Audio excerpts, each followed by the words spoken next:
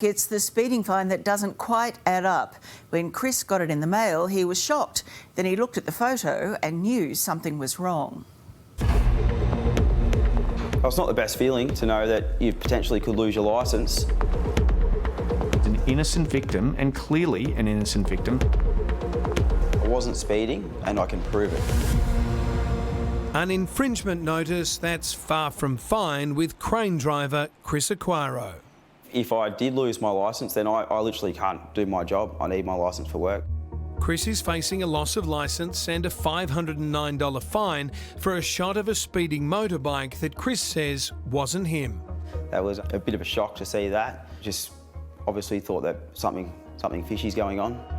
Last month, Chris received this photo, capturing a number plate registered to his Yamaha, travelling at 128 kilometres per hour in a 100 zone at 1:44 a.m. on a Thursday. So, Chris, where were you on July 28 at 1:45 in the morning? Well, I was in bed, yeah. So I start work most mornings at 6 in the morning, so I would have definitely been asleep, yeah. Chris knew the truth, but the first judge he had to convince was his South American-born fiancée, Diana. So Diana opened the envelope when I got home, and she told me that I'd received a fine. She come down and she's like, you know, what's going on? How did this happen? And I was like, well, I haven't ridden the bike, obviously. And then we had to sort of work out what the differences was and how this number plate looked different to my plate. So you got out of the woods with the missus? Yeah, we did. Retracing his steps, Chris realised that just days before the fine was issued, Chris had listed his bike with photos of the number plate on Facebook Marketplace. As a sinking feeling began to set in, Chris compared the speed camera photo with his actual plates. This number plate looked different to my plate, and we did pick up a few things that are different on the difference of the plates. Side by side, Chris points out the variances between the road safety camera image and Chris's plate. The centre dot, also made in reflective blue, doesn't show up on the fine image, and the angle of the W doesn't seem to match. And you can just see that obviously the numbers on my plate are a lot more bold than the plate in the picture. The fine photo shows two people on the bike, one with a backpack. Chris believes this duo had bad intentions and made a copy of his plate from the Facebook listing. They've obviously searched for that particular bike, taken that image of the plate and then put that onto their own. Chris also tells us he can prove that he hasn't ridden his bike since listing it for sale. When shown the bike in Chris's garage last week, we observed the odometer showing 3,448 Ks.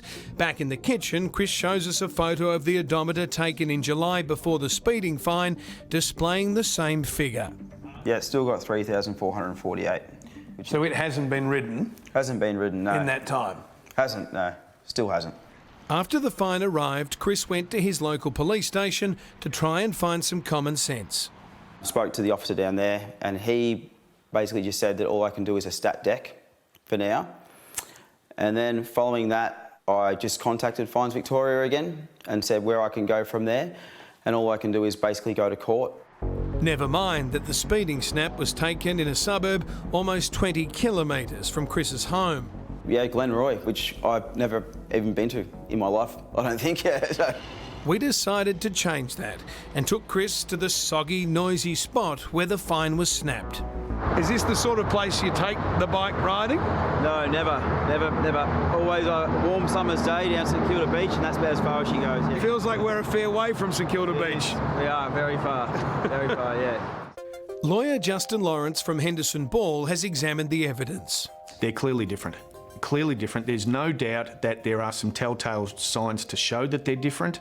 Lawrence says the fact that Chris can only clear his name by heading to court is a serious flaw in the system. You've got the cost, the inconvenience, the time off work, all those things. Lawrence says there's room for a simpler process in cases like this. I think there's need for an intermediate step between someone who receives a speed camera fine and the courts, particularly if it's clear on the evidence that the person who's been charged with the offence or who's received the fine hasn't actually committed that offence. Meanwhile, Chris has handed the original plates back to the road authority so this can't happen again. But he fears he won't be the last person to find themselves in this position. If someone's prepared to fake a number plate, they could be up to a lot more. Yeah, that's right. I mean, if you're going to go to the effort at change plates, then you're not going to be dropping the kids off at school, you know. You're going to be doing things that you shouldn't be doing. The Victorian Department of Justice and Community Safety say the matter will now head to court.